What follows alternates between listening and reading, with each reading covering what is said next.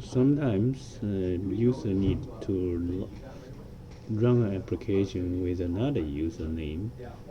So usually people log off and log in with another user. But there's a easier way to run an application with another user without log off.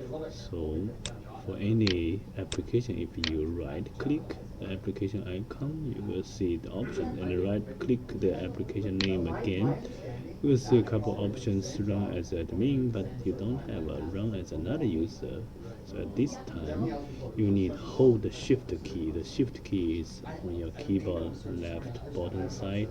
Hold the shift key and then right click that application name again.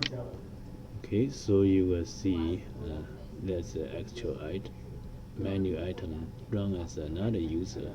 So you can choose that one and enter your username and password. You can run that application without logging off. Okay, thanks.